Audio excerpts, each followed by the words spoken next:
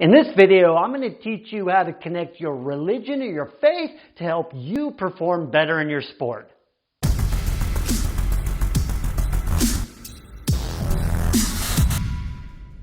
Julie was 16 when she came to me devastated that she didn't make the varsity soccer team. The varsity coach had seen her play the year before and even complimented her on her excellent defense at the end of the last game of the season as she came off the field. She had worked on her game over the summer and thought she was a shoo-in this year, but it didn't happen. And she totally felt her confidence drain away as she looked up at that bulletin board posting of the current team lineup this year. And to make things worse, 3 of her good friends did make the varsity team, and she felt totally left behind.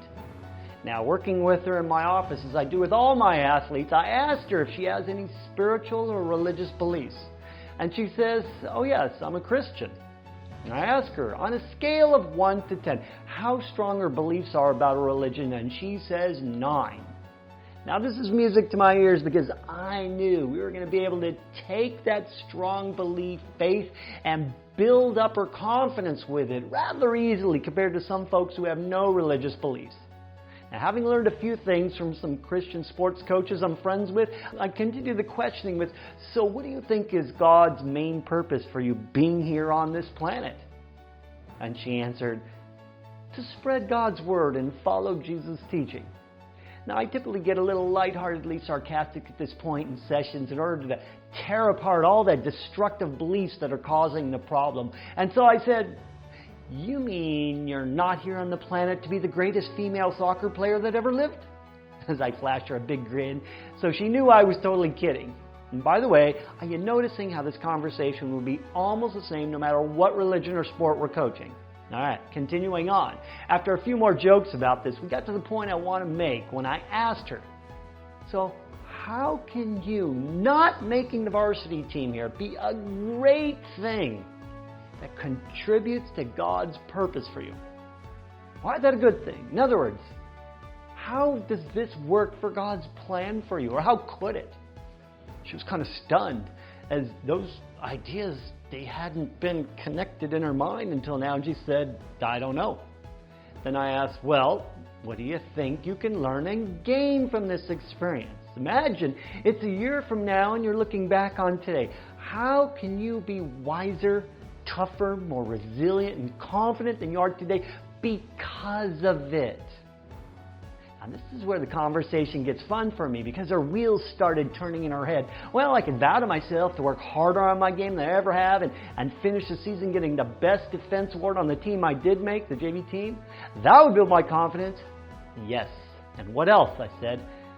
Well, I could just think of soccer as something that's fun and focus more on my school, my Christian leadership activities. Excellent, I said. And how could either of those possible scenarios help you to live God's purpose? Well, if I come back strong in soccer, maybe I could learn what it takes to overcome difficult stuff in our lives through God's power and teach it to others now and in my future. Yeah. And if I go the other way, well, that's obvious since I'll be spending more time and energy directly in my Christian program, meaning if she doesn't continue with soccer. I said, what if it could turn out that you not making varsity was a huge turning point in your life? And it brought you here to learn mental toughness skills so you become a ton more confident, not only in your sports, but in your life. And I asked her, is it easy being a Christian? No, she replied very strongly.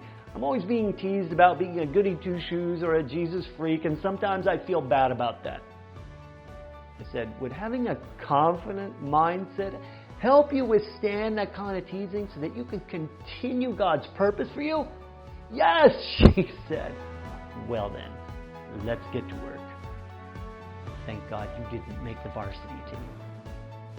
And she totally shifted, started herself on a powerful journey right there in my office. You can see her change in her body posture and the way she talked. And I've had tons more similar stories of religion and sports and how they can complement each other like this. My good friend and Christian basketball coach Wayne Mendozona said they definitely go together. athletes can tap into that biblical strength and energy that God has provided for you as a Christian, he said. And I got a program coming out by him for Christians, right? What you want to do is make sure and go to mentaltoughnesstrainer.com and get on the notification list, any of my email lists.